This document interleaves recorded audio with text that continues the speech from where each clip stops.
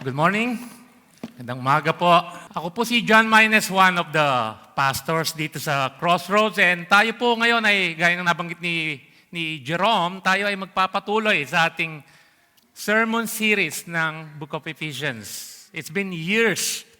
Matagal na po yung, maybe half of you ay wala pa nung na-preach tong Book of Ephesians. Nagsimula tayo. Ang title po nating series ay The Glory of God in and Through the Church.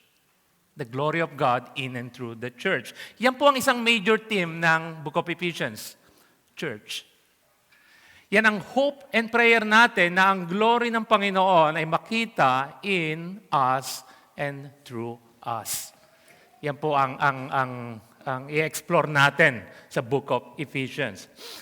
Ang Book of Ephesians po ay sulat ni Paul while siya po ay nasa prison. Nag-minister po si Paul sa Ephesians sa Epheso. Unang punta niya po after second missionary journey niya, bumalik siya ron, nag-spend siya ng 2.5 years. Makikita natin po yun sa Acts 19. Ang lugar po na Epheso ay isa pong maunlad na lugar. Ito po ay strategic and ito po ay isa sa pinaka-importanting city ng Roman Empires. Meron pong 250,000 na population that time po. And isa sila sa strategic and maunlad na lugar po sa Roman Empire. Ang mga tao po dito is very religious. Marami silang Diyos-Diyosan, maraming religion. And ang prominent na religion po rito is yung cult ng Artemis or si Diana. Ang temple po ni Diana po ay ang largest na building known in antiquity po. Ito ay considered as one of the 7 wonders sa mundo. Ang pagan nation po na ito ay may mga na-convert na Kristiyano through the ministry of Paul. Dumami po ang believers dito. Nagkaroon ng mga iba-ibang churches sa pagan na lugar na ito. Ang sulat po ni Paul sa Ephesus or the Book of Ephesians ay rich in theology. Favorite po ito ng mga maraming theologians. Sabi ng isang commentator, walang New Testament writing na more joyfully celebrates God's grace in the gospel than Ephesians. Rich in theological gold. Yun po ang tawag ng isang commentator. Ang tawag na iba, ito po raw ay ang the divinest composition of man.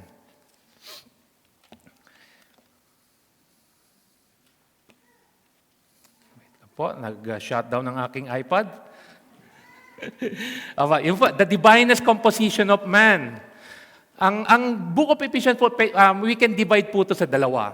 Ang first 3 chapters po yung tinatawag na the doctrinal part or yung orthodoxy na tinatawag.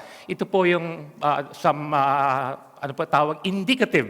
Ito po yung who God is and what God has done in Christ. So ito pong pag-aaralan natin is under ng theological or doctrinal letter ni Paul sa mga Efeso. And then yung remaining half po, yung 46, yun po yung tinatawag nating practical or yung ethical or yung we can say na how to live yung doctrine na yun. In light sa sinulat ni Paul sa first 3 chapters, this is how you live. So yun po ang hati ng Ephesians. Most po ng almost lahat ng sulat ni Paul, ganun po yung pattern po. Starts with the doctrines, and then saka siya magbibigay ng imperative or ng command. This is how you live. Because this is who God is and what God has done. So, ganun po ang itsura ng Book of Ephesians. A few years ago po, nagsimula po ako ng preaching from chapter 1 hanggang second half ng chapter 2. And I will give you a quick background po nung previous mga chapters. Yung una pong verse 3 hanggang verse 14 po ng chapter 1, yun po yung sulat ni Paul na about the glorious salvation ng ating triune God. It's the work of the Father who planned ang salvation from eternity past, and the Son, Jesus Christ, siya po ang nag-accomplish, and the Holy Spirit, siya po ang nag-secure nun to take effect sa kanyang people. So ang ibig sabihin po, ang salvation ng isang Kristiyano is certain, secured. Yun po yung from 3 to 14. That's a rich text po. Napakaganda pong basahin ng text na yan. And then 15 to 23, ito po yung, in one sentence, sinulat po ni Paul na ito yung gusto niya mangyari sa mga Efeso, na gusto niyang maintindihan niyo kung sino kayo and what you have sa inyong relationship kay Kristo. Yun po yung kabuuan ng 15 to 23. And then, nag-chapter 2 tayo, 1 to 10. Most of you are familiar dito. Ang sabi niya po, universally, ang lahat ng tao are dead. Dead in a sense na wala tayong kakayanang bumalik in a right relationship sa Diyos. Yun ang sinabi ni Paul. But God, yun po yung mga famous na doon. Ito po yung transformation or yung salvation individually na ginawa ng Diyos towards sinners. Yun po yung unang half ng chapter 2. And then, magta-transition po tayo sa second half ng chapter 2, which is connected po ito sa first half. And then yung mga susunod po, chapter 3, I will preach for next week. Ito po yung progress po ng letter ni Paul. Ang isa po sa mga common na ma-observe natin dito, merong mga repeated na praise or repeated na word na madalas ginagamit ni Paul. Yung word po na in Christ or in Him, ito po ang isa sa common na ginagamit ni Paul. Favorite niya po ito. 15 times niya ginamit ito. Yung word na grace, 12 times. Yung word na riches, 5 times. Yung word na glory, 8 times.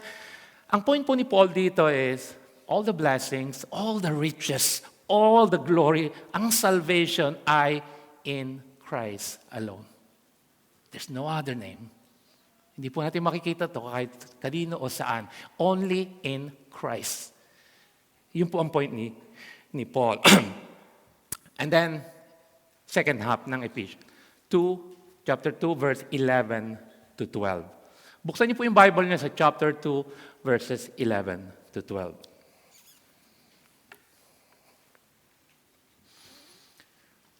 What is your deepest longing? Ano po yung pinakagusto nyong mangyari or makuha or maging in the future? Parang nababasa kayong isip nyo. Meron kayong longing. Ano yung deepest desire nyo? Alam niyo po ba na many of us, na mga OFW, ang common na longing ng mga kagaya nating OFW, ang common na longing natin is makauwi tayo.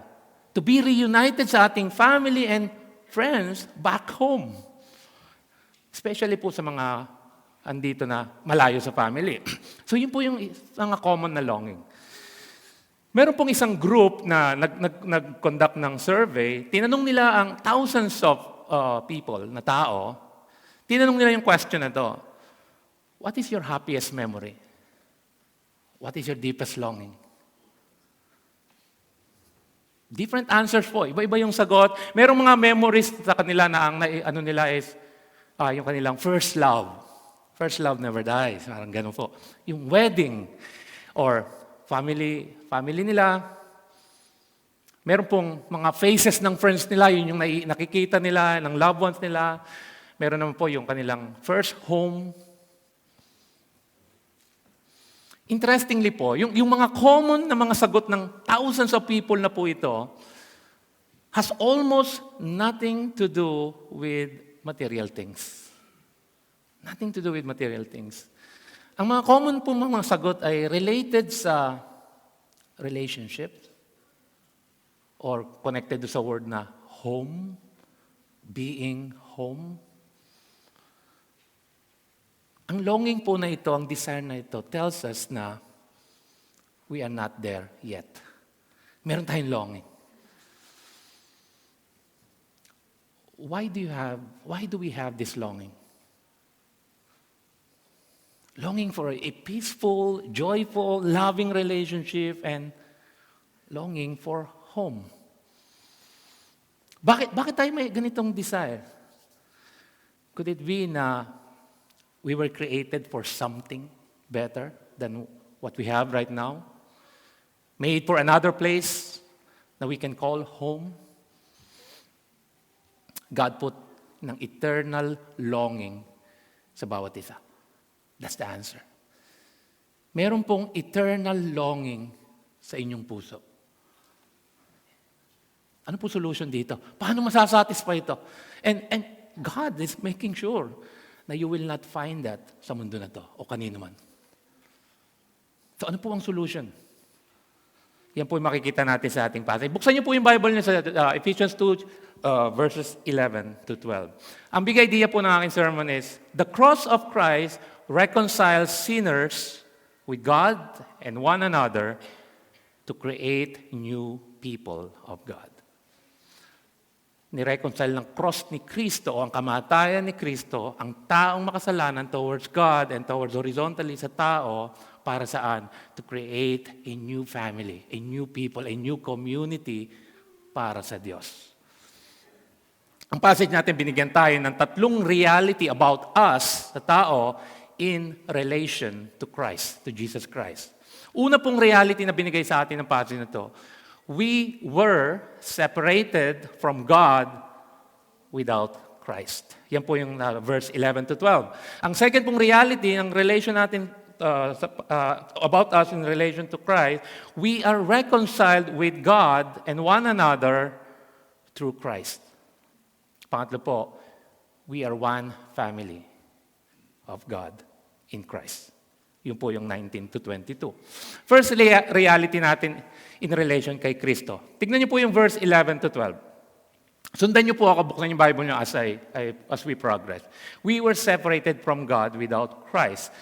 Paul is writing or talking sa mga Kristiyano. Sa mga Kristiyano pong kausap niya rito. Ang sabi ron, therefore, verse 11, therefore. Whenever nabasa natin yung word na therefore, it should, sa atin, it's connecting us to the previous. So, ang previous po nito, yung 1 to 10, ang sinabi ron, you were dead, wala kang hope, but God, in His mercy, made you alive together with Christ. Itong ginawa ng Panginoon sa iyo. Therefore, yun po yung karuktong. Remember, alalahanin mo that at one time, sa buhay mo dati, bago ka naging Kristiyano, ikaw ay isang Hentil or Gentiles in the flesh. Ang tawag po sa inyo ay uncircumcision by what is called the circumcision, which is made in the flesh by hands. Kung familiar po tayo sa mga biblical terminology na ito, kung nagbabasa tayo ng Bible, malamang naiintindihan nyo na po ito. So, therefore, connects us sa previous verses and makikita natin yung parallel nung 1 to 10 sa 11 to 22. Meron pong parallel, may similarity. Both highlighted po yung hopelessness condition ng tao outside Christ. Gentiles po, simply means you are non-Jew. Yun po ang mga Gentiles, mga hindi Hudyo. That time po, we can categorize lang ang nation or ang ethnicity. Either you are Gentiles or a Jew. So, you are a Gentile. I am a Gentile. Lahat po tayo dito Gentile, except meron mga tunay na Hudyo nang dito ngayon. Pero all of us po ay Gentiles. Yun po yung category na yon. And sa history po ng humanity, sa history ng mundo, yung tension po, yung hostility between Jew and non-Jew or in Gentiles, ay isa po yan sa pinaka long-standing or talagang, we can say, na worst na division ng tao. Ito po yung oldest na racial or ethnic na division sa history. Ang tawag ng Diyos sa mga Gentiles po ay kinakategorize nila na people made for hell. Yun po ang ng mga Diyos sa mga non-Jew. Andito kayo nag-exist because you are meant for hell. Yung naman pong word na circumcision, we all know it's a sign ng covenant ng Panginoon kay Abraham sa Genesis 17, yung circumcision po, yung tule. Yung nabasa po natin kanina sa Tagalog. Ito po ay sign to be part po ng covenant people of God.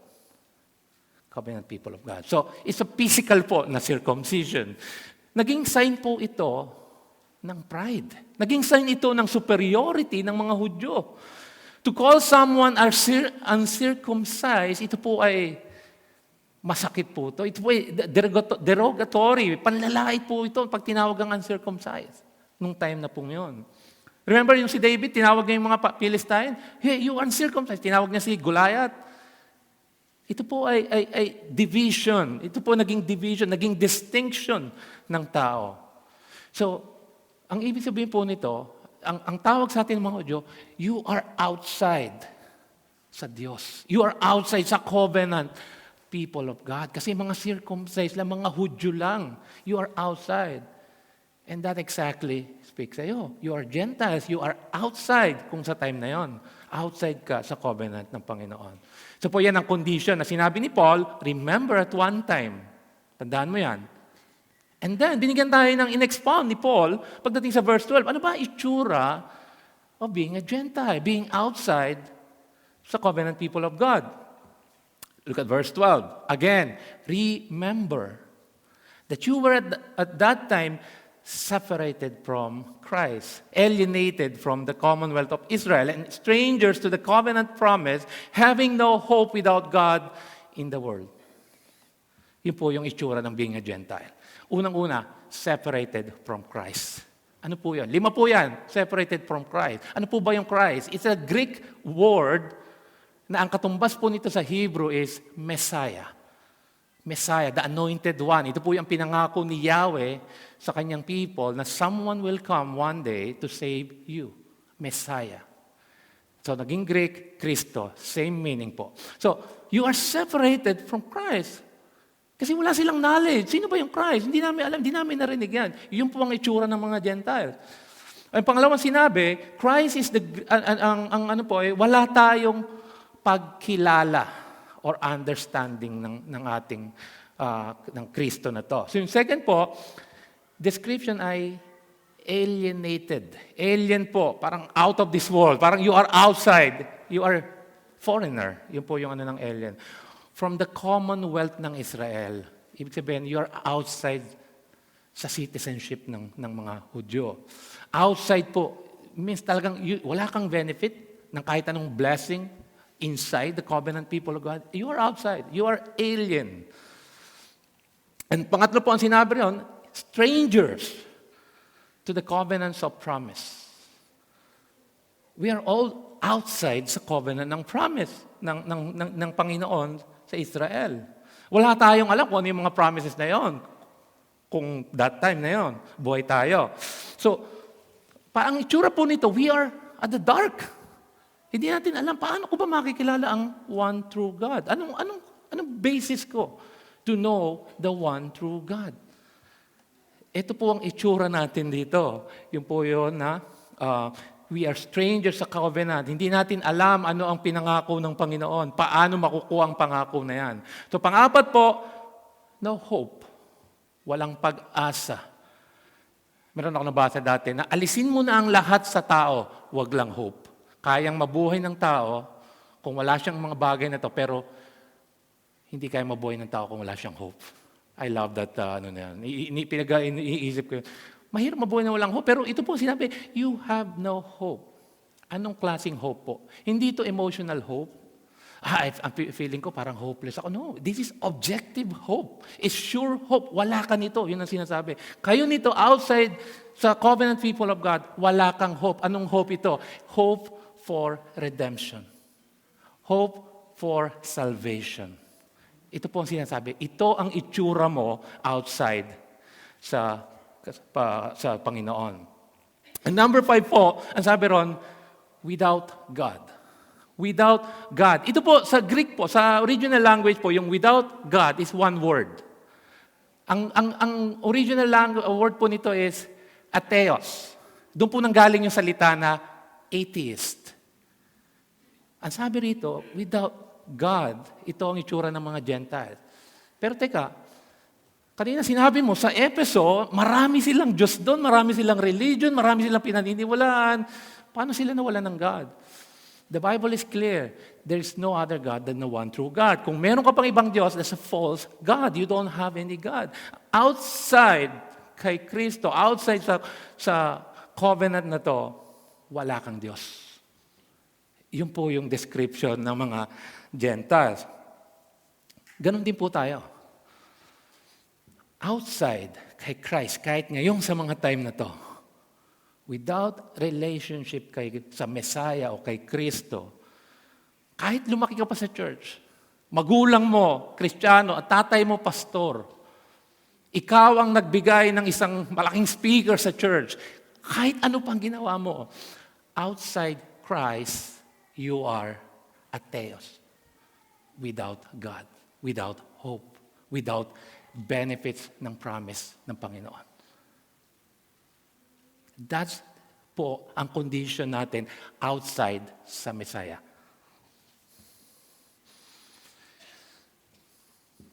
Yun po sinabi ni Paul. Remember, kausap niya Kristiyano, before ka makita ni Kristo, eto ka. You are in the dark, lost, and you were found. Bakit po remember? Bakit kailangan remember? Ano po ba yung remember? Ano ba to? Bigla ko naaalala. Pero kung pag-aaralan niyo po itong word na to, it's not a one-time remembrance na, naalala ko po yan, and then go on with your life. Hindi po to seasonal na remembering. Ito pong word na remember is a active, present. Ang ibig sabihin, all your life, remember who you were bago ka natagpuan ni Kristo. Remember that. So, para saan? Anong benefit nito? Anong practical nito sa buhay ko kung kailangan kong alalahanan? Because we are people na easy to forget. Naalala ko nung may kausap ako na, sabi niya, alam mo bro, nakalimutan ko na nga paano rin magsulat eh. Sabi ko, ang gamot lang sa kalimot eh, paalala. So exactly po, remember, sino ka? Kasi kapag ka naging familiar na tayo sa ating buhay Kristiyano, hindi na natin nakikita yung sino tayo before Christ, nagkakaroon tayo ng over-familiarity, yung grace na amazing grace, hindi na so amazing. Nawawala na yung ating excitement. Remember, nung bago kayo naging Kristiyano, you're so active ka sa ministry, you want to do this, do that, go here. Ang dami mong gustong gawin sa Panginoon. Pero as years passed, lumalamig, nakakalimutan na natin sino tayo noon. And we demand na yung grace ay parang dinidemand na natin. Yung we lost the meaning ng word na grace. Na even mercy, we dinidemand na natin. Panginoon, dapat gawin mo sa akin. Nagkakaroon na tayo ng ganong klaseng attitude. Pero sabi ni Paul, remember who you were. Para saan? So that mate-treasure mo ang salvation na meron ka ngayon. Na mate-treasure mo. Why? Bakit ang dami mga Kristiyano nagsasabi, find joy in Christ. Pero hindi natin naintindihan, paano ba nakikita ang joy in Christ? Paano pag kinakanta natin yung, it is well with my soul. Whatever my lot. Alam niyo po ba yung nagsulat ng kantang yon? Namatay po ang kanyang mga anak, namatay ang kanyang asawa. Na lumubog po yung barko. And then, nag-travel siya, pumunta siya sa same spot nung kamatayan ng asawa niya ngayon, ng anak niya. Pero sinabi niya, it is well with my soul. Bakit mayroong ganong klaseng tao? Paano ba yung joy na yon? Remember who you were. Ang sinabi niya doon sa kanta, it is well with my soul. Why? Because I know my sin, not in part, but the whole, is nailed to the cross. And I bear it no more. Remember what Christ has done sa'yo. So, whatever nadaanan mo sa buhay mo, kung meron tayong ganyang remembering, when things are not going your way, kung ang mga bagay ay parang, hindi na yata ako, iniwan na yata ang Panginoon. No. Remember, worse dapat ang deserving mo. Worse. Pwede kang iwanan ng Panginoon in the dark all your life. Mamatay ka sa kasalanan and for all eternity, separated from the love of God. But God. So that fuels sa atin na when things are not going my way sa mundo na to, I know my hope is certain. One day it will be over because God said, I will make all things new. So remember, that helps us to move forward as you look back sa goodness ng Panginoon. It will fuel you. I will move forward. I will persevere. Remember who you were para ma-appreciate mo kung anong ginawa ng Panginoon sa iyo. Kagaya po ng sa Luke 7, when we understand how much we were forgiven, ganun din tayo how much we love. Kung ang tingin natin na minor lang yung sin natin, we look sa ating Savior na small Savior. Pero pag nakita natin na how much yung gravity ng sin natin, how worse ang kalagayan natin sa harapan ng Panginoon, we have a big Savior. And yung affection natin is ganun din, proportional po. So as you remember, you are the worst sinner, kagaya sinabi ni Paul, and you have a big Savior. So, hindi po sinasabi ni Paul dito na yung mga Jew po ay hindi separated from Christ. Na-establish na po yan sa previous verses 1 to 10. Ang sinabi niya ron, all, universally, lahat ng tao, kailangan ng Savior. You were dead. So, hindi po yun ang pinapoint ni Paul. Tingnan niyo po ulit yung verse 11. Yung word na circumcision, and then nilagyan po ng made in the flesh. Circumcision po, ito po ang pride ng Jew. Pride po nila to. And made in the flesh po, sa original language na Greek, tinranslate po yung Old Testament translation po sa Greek is the same word po ng making idols. Making idols by the hand, created by the hand, gumagawa silang Diyos. Makikita niyo po sa Leviticus 26 verse 1, Daniel 5, sa Isaiah 2 verse 18. Ang kanilang position and covenant kay Yahweh, yung kanilang being chosen people of God, ay naging idolatry. Yung po yung making hand. Naging idolatry na nila yun. Ang kanilang religious activity ay idolatry. God chose them po para saan? To be light. Para maging witness to other nations. Sabi niya, be different, be holy, so that other nations will know that I am the Lord your God. To proclaim ang kanilang Diyos na si Yahweh. Sabi sa Isaiah po, God formed these people, and Jew, for Himself. Para saan? So that they can declare the praise of God. Pero hindi po ganun nangyari. Ang position nila before God na sana ay maging witness, sila po ay nag-cause ng division. They mock other nations. They tell people na, we are chosen people of God, kayo hindi. They reject people. They are so proud of themselves and their works. Naalala niyo si John 8? Very famous na verse. When the Son sets you free, you are free indeed. Nag-react ang mga Jew ron. Ano sinasabi mo, Jesus? What do you mean set free? We are not slave to anyone. Ganun ang mga Jew. We are children of Abraham. We don't need a Savior. Yun ang attitude nila. Hindi nila kailangan ng Kristo. So, ang point po rito is, both Jews and Gentiles kailangan po ng Kristo. Sa ating natural condition po tayo, wala po tayong hope. Anong hope po? Ito po yung ating eternal hope. Paul, gaya po sinabi ko, is talking to Christian po. Kaya po ang command na remember who you were, is po dahil merong present. Yung past, present. If you're not in Christ, you are, sa point number 1, you are, not you were. Yun po ang condition mo if you are outside Christ.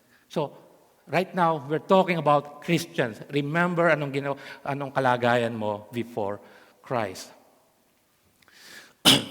So, you can say to yourself, maybe,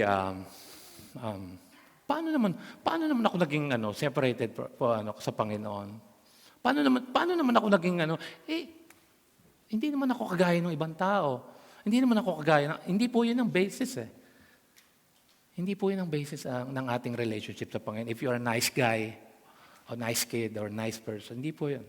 The basis is, do you have a relationship kay Christ sa Messiah? It's either you have or you don't have. Either you are in Christ or outside Christ. Dalawa lang po. Alright? So, remember anong ginawa ni Kristo para saan po? For us to treasure yung ginawa ni Kristo. Ano po ba ang ginawa ni Kristo? That leads sa ating second point. Ang sabi doon, we are reconciled with God, vertical, and one another, horizontal. Through Christ. Verses 13 to 18 po. Tignan niyo po yung verse 13. But now. But now po ito ay parallel po doon sa verse 4 ng but God. Yung parallelism po ng 1 to 10 to 11, 22. But now. Ito po ay transformative po ito. When you read po ito, pause. Ito pong but God, but now word sa Bible po ay life-changing. This is exactly the gospel. Usually po, ang author, ang ginagawa niya, whenever merong ganyan transition ng contrast, but now, but God, binibigay niya muna ito yung situation mo, you are in the dark, you are in the worst condition, but God. Despite and spite, tinanggal ka niya dyan. But God. That's exactly. Dati ganito ka, malayo ka sa Diyos, wala kang hope, wala kang Diyos, but now. Yun po yun. Ito na yung present natin. Ito yung ginawa ni Kristo. But now, in Christ Jesus, you who once were far off have been brought near. Nakita niyo, from far, you've been brought near. So, whenever po na natin tong try to pause. This is worshipful. This is worshipful. Something po na for us to pause and pray, bring us to our knee. Thank you, Panginoon. Hindi mo ako iniwan sa point 1. Nandito na ako ngayon sa but now. Every conversion is a but God, but now story. God took us out from the dark and dinala tayo sa kanyang marvelous light. Yun po yung mga binibigay sa atin ng Bible.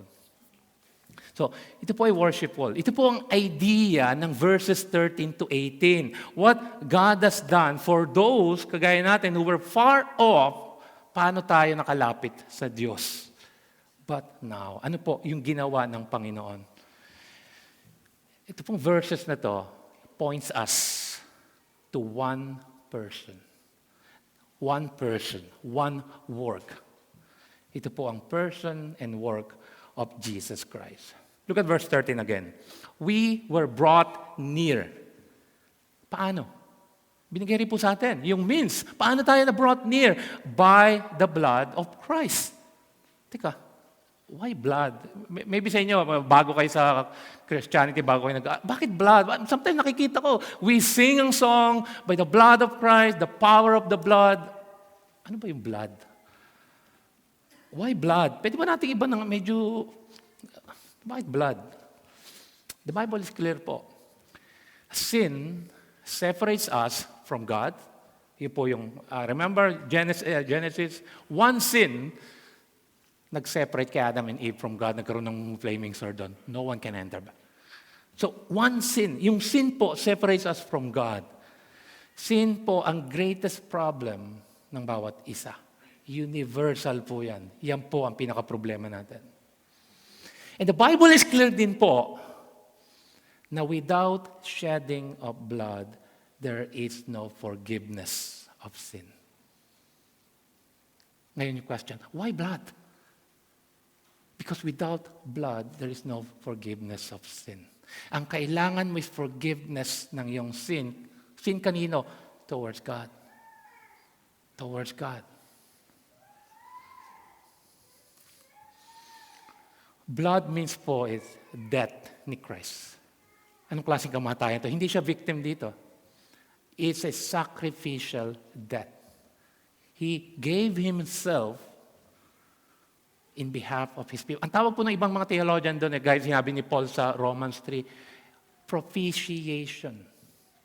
Propitiation. Ibig sabihin po nun, kailangang i-appease ko yung Diyos, yung wrath niya, galit sa sin, idadivert ko yung galit na yon, na towards you, kinuha ni Christ, ilagay mo sa akin, I will give my blood, I will give my life, the person of Christ. Yun po yung idea ng propitiation. So, yun yung blood na yon, yan po sinabi sa Hebrews 9:22 na without shedding of blood, there is no forgiveness of sin. So, kailangan po na merong mag-satisfy ng wrath, ng holiness, ng justice ng Panginoon so that forgiveness maging available. And that's exactly what Christ has done. You were brought near without God kayo dati, makasalanan kayo, malayo kayo sa Diyos. Christ came to give His blood, His life, so that you may be reconciled sa Diyos. So God's means of reconciliation is Christ. Common po sa Ephesians yan. In Christ, through Him, in Him. Christ. Pinapoint po tayo yan kay Christ. So, ang death of Christ brought us near to God. Ano po ang implication? Look at verse 14. He is our peace. What peace? Ang peace po dito, hindi po kagaya ng peace talk ng mga NPA at ng government natin. Parang bata pa tayo, may peace talk na, biglang after isang buwan na, talong ba, gera na ulit. Hindi po ganong klaseng peace to. Hindi temporary peace ang binibigay rito, ang sinasabi rito. And ang peace po na ito, hindi lang po ito absence ng hostility or absence ng war. Ito po ay peace na absence ng tension, ng conflict, and presence ng loving relationship. That is peace. That's what Christ is to us. Peace between us and God vertically. So, ang sinabi po ron, Christ is our peace. Christ is the means ng peace. Siya ang way to peace. Sabi sa Isaiah 9 verse 6, ang Messiah na ito is the Prince of Peace. By default po, ang natural condition natin, we are at war sa Diyos. We are at war sa Diyos. Outside po kay Kristo, lahat tayo ay mayroong ongoing war sa Panginoon. Ang war po na ito na akala mo, nananalo ka, ito po ay a losing war para sa iyo if you are outside kay Christ. Lahat tayo, we were once in a losing war. Waiting for destruction. One day, if you remain outside Christ, ito pong war na ito is a losing war sa iyo. It's a warning. Give up. Surrender kay Christ. Pero ang itsura po nito, instead na tayo po ang sumuko at lumapit sa Diyos dahil wala po tayong laban, ang ginawa po ng Panginoon, God gave us ng Christ. Siya ang nag-offer ng peace. Siya ang nagbigay ng peace sa atin. How gracious, how merciful. Christ is our peace offering towards God. This is what God gave you, mga kapatid kay Kristo. Peace with God. Friends, kung nandito ka ngayon, you're not a Christian, hindi mo naiintindihan, ewan ko, wala akong relasyon kay Kristo. You will stand before Him one day. That's a reality po. This is not a scary tactic. The Bible is clear. Hebrews 9:27, people are destined, appointed sa isang tao to die once, and after that, face judgment.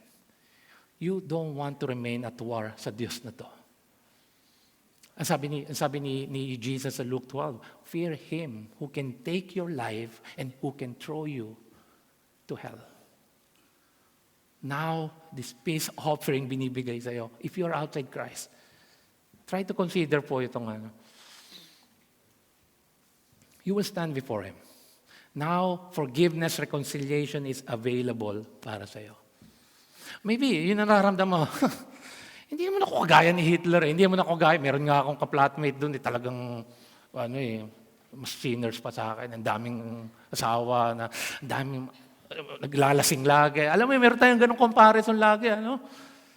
Pero hindi po yun eh. Ang comparison po natin ng Diyos. When you look sa Diyos and you look sa sarili mo, para kang si Isaiah. Woe is me. Oh, I'm dead. Wala akong hope. That's the comparison. Not sa kapitbahay mo, hindi sa boardmate mo, hindi sa ibang tao. Compare yourself sa requirements ng Diyos. Holy God. Ang basis po nating relationship sa Panginoon is si Kristo. Either you have Christ or you don't have. John 3:36 po ang sabi ron, if you receive Christ, you will have eternal life with God. Yun po yung malinaw, if meron kang Kristo. But if not, nireject mo siya, nagpatuloy ka, ang sabi ron, the wrath of God will remain sa iyo. Dalawa lang po yan, either you have peace or you are at war o yung wrath ng Panginoon. Friends, I'm pleading with you, consider mo yung peace. Consider mo si Christ. Come to Christ. Come to Christ. If you want to know more, ano ba yung tsura niya? Ano bang, gusto kong malaman about Christ, about salvation, kahit after po nitong service na to, try to approach any of our member, approach po yung mga elders. We want to talk to you about Christ, about salvation. Kung hindi malinaw sa ito, let's talk about it. Pero I'm pleading, try to consider po kung hindi ka pa Kristiyano. So, God is commanding us po na parang, lay down mo na yung armas mo. Yung armas mo ng yung righteousness, yung armas, lay it down. Hindi mo ako, sabi ng Panginoon, never mo ako maapis. With all those things na hawak mo, bitawan mo na yan. Come to me through my Son, Jesus Christ. Yun po yung approach. Lay down. Surrender. Yung sin mo. Yung joy mo sa sin. Turn away from sin and turn to Christ so that you can be right with God. Yun po ang itsura ng sinasabi ng Panginoon sa atin. Look at verse 14 again. Not just peace before God, but also, itong peace na to and reconciliation is horizontal then. Towards one another. Towards one another. Horizontal peace towards sa isa't isa ay lagi pong connected vertically. If we don't have ng vertical relation, ng peace or reconciliation towards God, temporaring reconciliation lang to. A false reconciliation. Not lasting. So, ano po itsura nito? Naalala ko pag kami nagkakamustahan tayo, remember, maybe familiar kayo dito. Tinatanong natin, kamusta? Kamusta kapatid? How is your walk with the Lord? And most na magiging answer natin, okay naman bro. Actually, nag-grow na nga ako sa prayer. Nag-grow na ako sa reading. Consistent na ako sa mga bagay na to sa devotion ko. That's good. Sometimes, yun ang basis natin na I'm okay. Nag-grow na ako sa prayer. Nag-grow na ako sa devotion. Pero the Bible gives us ng clear, na visible, para makita natin na we have a right relationship sa Diyos. Yung tamang posture. Ang sabi sa 1 John 4:20, if anyone says, I love God, but hates his brother or sister, he is a liar. For whoever does not love a brother whom he has sinned cannot love God whom he has not sinned. Ang ating pagmamahal sa Diyos, ang ating relationship sa Diyos, nagmamanifest po yan. Nagmamanifest po yan. So, it tells us something sa atin, the way we relate sa ating kapatid kay Kristo. Kamusta po yung treatment nyo to your brothers and sisters sa Panginoon? Do you have that na parang napakatagal lang, ako yung ginatagang inis na inis ako, ting makikita ko siya, naiinis ako. Hindi ko alam bakit eh. Sabi dun, if you say you love God, pero meron kang ganitong klaseng hatred, ganito kang klaseng, you're a liar. Let's fix yung vertical para magkaroon tayo ng true horizontal reconciliation. Kamusta ang treatment mo? Pag outside na kayo ng Christ, nasa bahay na kayo, outside na kayo ng church, how you treat yung isa't isa, mag-asawa. If you love God, you love your brothers and sisters. So, Christ Himself po unites us to God and to one another. So, dalawang dimension po yan, dalawang axis. Tignan po ulit natin yung verse 14. Yung action na made us. I want to emphasize lang po yun. Made us. As you study po yung word na yun, yung action word na yun, ito po ay God's active work. It means we are passive. It's not a human effort. He made us active, God, passive tayo. Wala tayong ginagawa rito. That's something for us. Salamat, Panginoon. It's a continuous work ang ginagawa mo sa amin. Hindi po ito human effort. So God made us one in Christ Jesus, both Jews and Gentiles. Ginawa tayong isa. Christ broken down yung dividing wall ng hostility. Lahat po ng action na yan is the active work of God. Ano po ba yung wall na ito? Hati po meron pong nagsasabi ang wall na ito na is a literal, na physical na wall. Nagpunta kami ng Israel dati, kami nila Pastor Alvin. Meron po tinatawag na parang court of the Gentiles. And then, meron puro na, dito po yung mga Jew, merong court of the women. Court of the Gentiles, hanggang dun lang po sila. Hanggang doon lang po sila sa Court of the Gentiles. And that time po, meron daw pong, may mga wall doon na mga 4 feet po yung taas. Meron pong inscription doon na, if you are a Gentiles at nag-cross ka dito, you take the risk. You are responsible for your death. Ganun po kalaki yung ano na yan. You are responsible sa kamatayan mo. At meron lang pong isang rate interpretation na it talks about sa law, sa Mosaic law, which I believe yung ang pinopoint ni Paul dito. Kasi yung mga succeeding verses, it's about the commandments, it's about that po. Na, yung law po, yung Mosaic law, binigay ng Panginoon sa mga Hudyo. Ang sabi niya, mabuhay kayo differently sa ibang nation. So, naging dividing po sa kanila to. Hindi kami makikipag-ano sa inyo dahil we are a different people.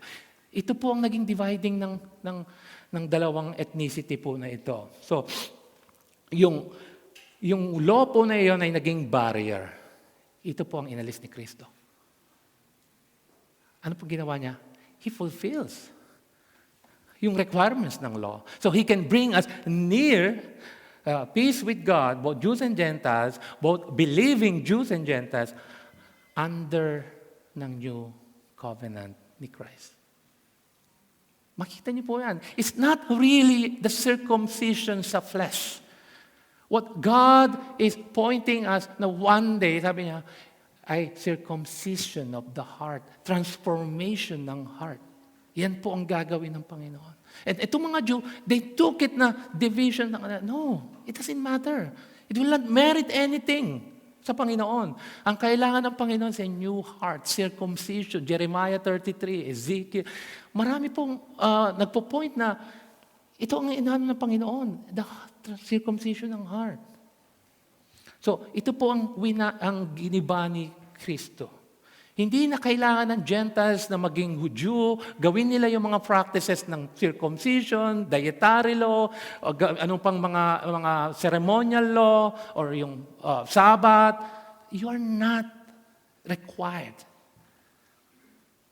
Hindi kailangan yon. Giniba ni Kristo yon.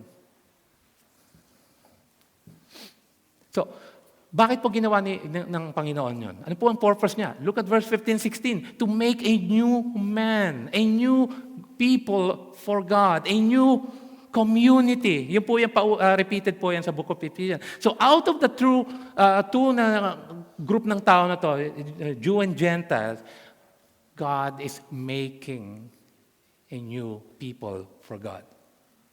One new community. Ang ibig sabihin ng one new, hindi po to parang bago. I mean, ito pong new na ito is redeemed people. Same people na Jew, same people na Gentiles. Pag tinawing new, redeemed. A new people of God.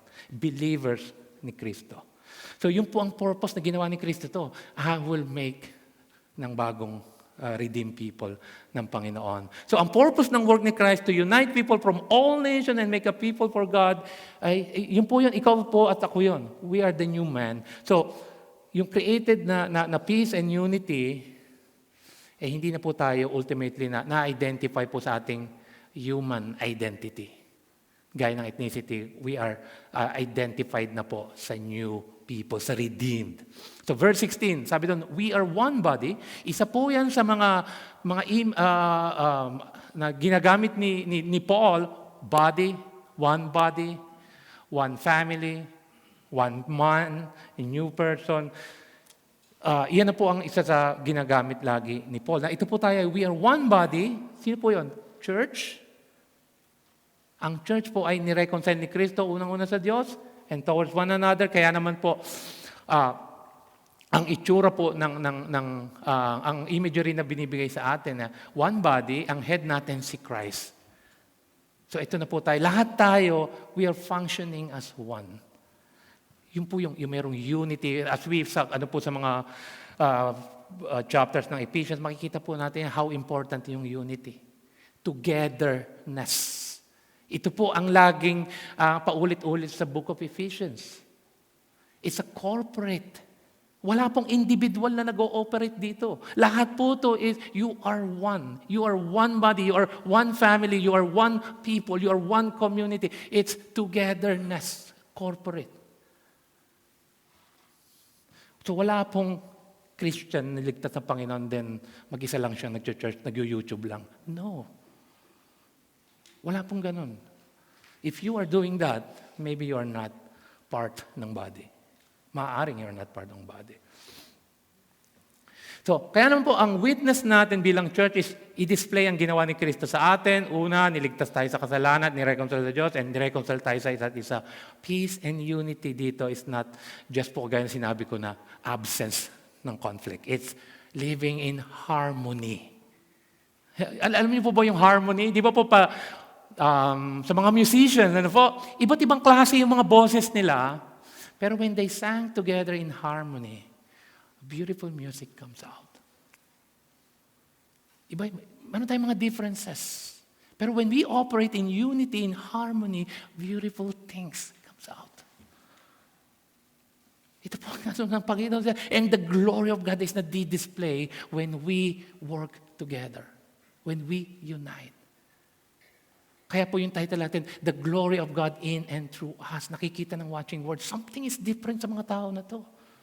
Iba-ibang estado natin dito. Merong doktor dito, merong engineer, It's not about the class ng ating social status. It's not about na Ilonggo ka, Cebuano ka, Caviteño ka, but no, wala na po lahat yon. We are one in Christ. Yung level po, we are in an equal footing sa Panginoon. How beautiful is that? Regardless ng ating differences, beautiful things comes out from us. So ano po itsura nito sa atin? So let's live po with our covenant, yung agreement natin with one another. Ano po yun? Tignan niyo po sa website natin. If you're a member ng Crossroads, basahin niyo po yung covenant natin. This is how we operate as a church. Let's continue to gather as one church. Let's not miss ang gathering. Let's rejoice with those who rejoice. Let's weep with those who weep. Encourage, edify, build up. Call sin, sin. Whenever we call someone in sin, ang goal po lagi natin is restoration, not finger na i-point natin yung finger. So, ito po how we operate as a church. This is how ang purpose ng Panginoon. He's creating a new people group, ang church. And sa context po ng Ephesians, he's talking about the universal church na lahat kayong nakikristo, this is how you look like. And naalala ko pagka nag-uusap kami ng mga elders, nag-uusap kami ni Pastor Alvin, as we look sa church, kami mga elders, we have a view na nakikita namin ng lahat. And nakikita namin how you care sa isa't isa. That's encouraging po. And even though po, many of you nagsasacrifice ng time, ng inyong pahinga, para lang makapagbantay sa hospital, one of our kapatid natin, nako-confine na for long time. And nakikita ko yung how you, nagpapalitan kayo, magbabantay kayo ng 12 hours, from 6 to 6, parang gano'n. You sacrifice because you care, because you love, because you are in harmony, because you are a new person. Supernatural po yun. So, some of you, many of us dito, you share ng common goods, ng finances support. Nung nagbagyo po, nung nagbaha tayo, maraming family sa atin dito naapektuhan po. Nawala ng kuryente sa kanila. Pero, some of you nag-open ng kanilang bahay, pinatuloy. Dito kayo. That's something to praise God kasi supernatural po this. Ito po yung evidence na Christ is working in you. You no longer operate on your selfish, self-centered na desire. So, ilan lang po yan sa mga tangible na evidence na nakikita natin ang work ng Panginoon. Keep growing. Keep out loving one another. Keep outdoing ang good things na binibigay ng ibang tao sa iyo. And naalala ko rin, pagka nagkikwentuhan kami ni Pastor Alvin, nakikita ko kasi siya, kasi siya tuloy madalas kong na-example. So, pagka nagkikwentuhan kami, sabi niya, one time, sabi niya, alam mo, dyan na-amaze ako whenever nakikita ko yung church, sabi niya, nakikita niya yung work of grace. Isa sa sinabi niya, pero sometimes nami-miss natin eh. Merong mga maliliit na bagay na nami-miss natin. And I encourage everyone, try to encourage those people na gumagawa ng small things. Dahil hindi po madali yun. That's an effort. So let's appreciate po yun. Naalala ko lang na sometimes nami-miss natin yun. That's something to praise God dahil that is exactly ang work ng Panginoon. Verse 18, all of us who are in Christ, meron na tayong access sa Diyos. God the Father in one Spirit. Nakita niyo po ba yung Trinitarian work dito ng Panginoon sa church? And yung word po na access dito, unique po to kay Paul. Hindi niyo po to makikita sa ibang writer ng New Testament. Si Paul lang po ang gumamit ng word na to. Makikita niyo lang yan sa Romans 5:2, dito po sa Romans 2:18, and Ephesians 2:18, and sa Ephesians 3:12. Sa Old Testament po, ang meaning na tong access na to ay meron pong ng sacrifices ng pag-approach sa Diyos. Yun po yung nung ginamit na word ni Paul dito.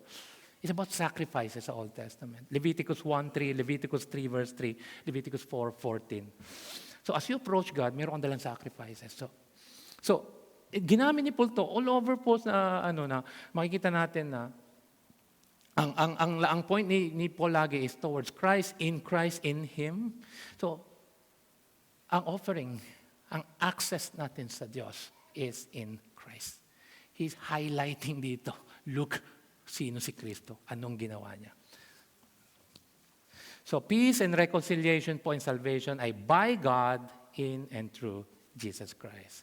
So ano po ang result ng unity na to? Ano ang result ng ginawa ni Kristo na to?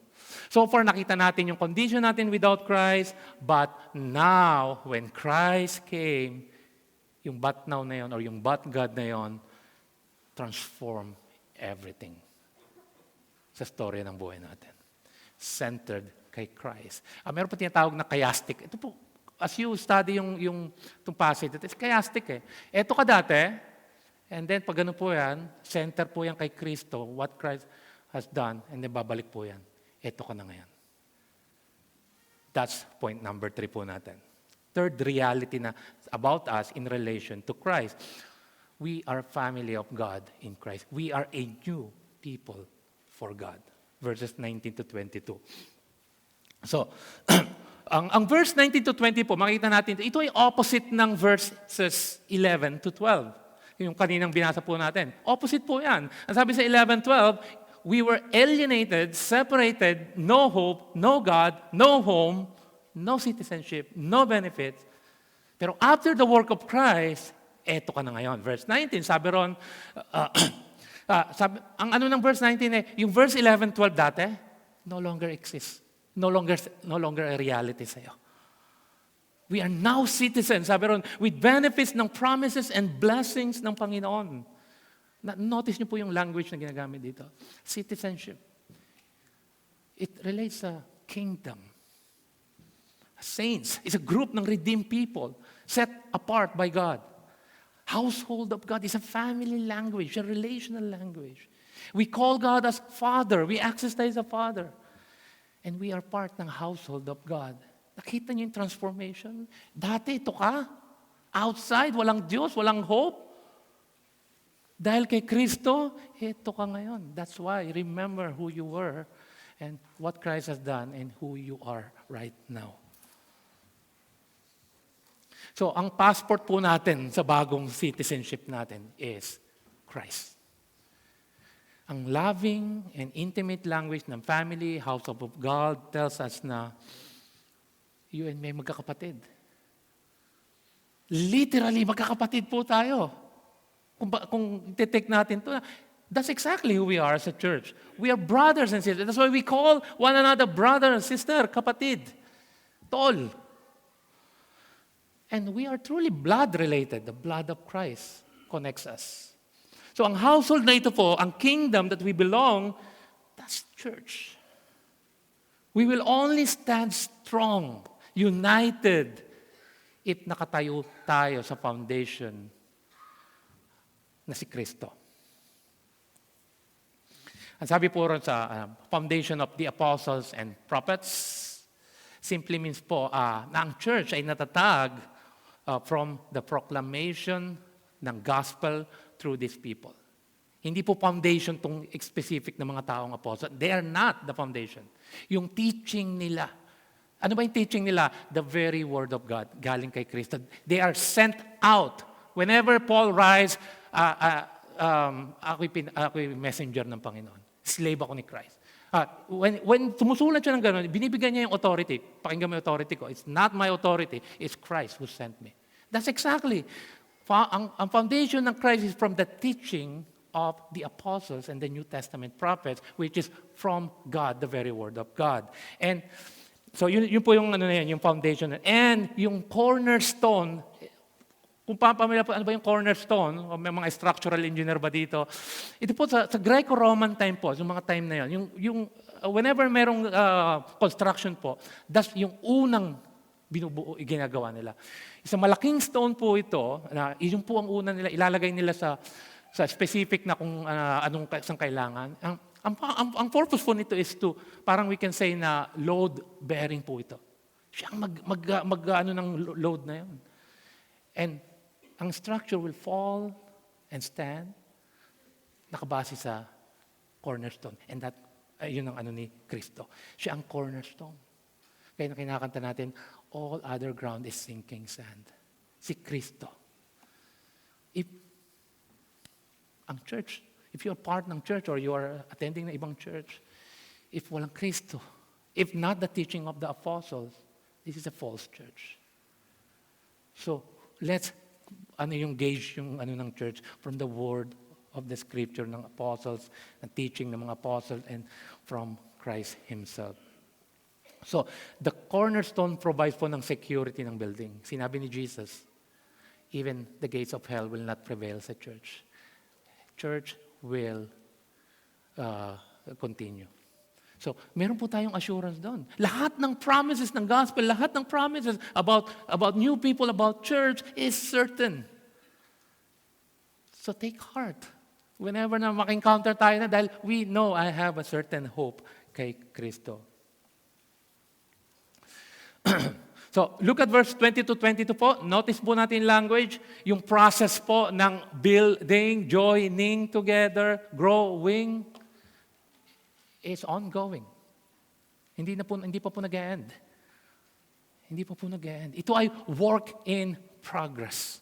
Work in progress po ito. Up to this time. Church is not a building po. Tayo po yung church, people of God. God will continue add sa atin. And I'm pina-encourage na halos every week, I can see new people, new faces. This is how it's ongoing process po. So, meron po tayong responsibility to bring more people outside. Bring them. Paano? Proclaim the work of Christ. Ano yung tsura po? So what? Ano ngayon to? Anong gagawin ko rito ngayon? Paano natin i-apply ito? Siguro, let me give you a few applications. Siguro, una, let's model ng humility. Humility before one another. Dahil we are all undeserving, alam natin na it's God who works in us. So, let's extend ng grace, mercy sa bawat isa. We are a new people, pero we know, meron pa rin tayong weakness. Weakness still there. Meron pa rin times na you may hurt your brother and sister. Na I can hurt you can hurt me. That's reality po yun. Pero hindi tayo mag-stay doon. Be ready and eager to forgive and ask forgiveness. Protect your family from sin. Your family, tong church. Protect from sin. Protect from the evil one. Let's fight sin together. Be accountable sa isa't isa. Grow in gratitude and amazement sa affection natin kay Kristo by remembering who we were, and meditating on what Christ has done and who we are now and who we will be. Serve the body, serve the church. All of us mayroon pong gift. Develop new skills to serve. Let's not be a consumer po sa church. Be a servant. Marami tayong ministry need. Be a servant. Let's not make it a habit po to miss ang gathering. If you're a Christian and you are not a member ng isang local church, Be a member. That's exactly po yung sinasabi rito. Be part of the household of God. Sabi sa 1 Timothy, ano yung household of God? Church. So be part. If you're a Christian, you're not a member ng join us. Join other churches, like-minded churches po, marami rito. We can recommend sa inyo kung saan nyo gusto pumunta. Pero be part of the church if you are a Christian. And then, you can list out ng marami pa po. Feel free to add. For those of you na walang Kristo, still far off from God, ang continuation nyo po is nandun pa rin sa point 1. No hope, no God, separated, you're at war. Friends, consider mo po yung invitation. Don't just stay outside, na parang tinitignan. Alala ko, nung bata ako, meron akong bahay na nakikita na, ang ganda, ano kayo tsura niyan sa loob? Huwag po tayo maging ganun. Don't stay outside. Don't just look around. Door is open po. Christ is calling you. Come. Come to me. Come inside. You can join God's family even today. Narinig mo po yung invitation. It's a grace sa'yo ng Panginoon na narinig mo ang message na to. Invitation for you to come. Don't stay outside. One day, the door will shut, the door will be closed. And there will be no more hope. Ano yung one day na yun? Maybe you go to God or Christ return. Pero either way, you will stand before Him. So deal with your sin. Deal sa war na ito. Go inside the household of God. Go to Christ. Today is the day ng iyong salvation. Everything hinges po sa person and work of Christ. Yung eternal destination depends on Christ. Ang paulit-ulit ng Bible, turn away, repent, turn to Christ. Inuulit-ulit ko rin po ito because that's exactly what you need to do. Put your trust kay Kristo. Let me end po. We'll ask the same question. What is your deepest longing? Why you long for a loving relationship? Why you long for a home? Natural po sa tao to long for those things. Why? Because God put that in your heart. And God will make sure na you will not find it here. Because only God can satisfy that. Without Christ, you will remain in search sa mga bagay na yan na hindi mo makikita. Sabi ni Saint Augustine, God have made us for Himself. And our heart is restless until it rests in God. Come to Christ, He will give you rest. Rest for your soul. May we long for an ultimate expression ng peace with God and one another when we are finally home with the Lord. Let's pray. Oh, Father, thank you for Jesus Christ. We were once lost, but now found. We were once your enemy, but now your family. Panginoon, bless your church. Grant us grace to display your glory in and through us. In Christ's name, amen.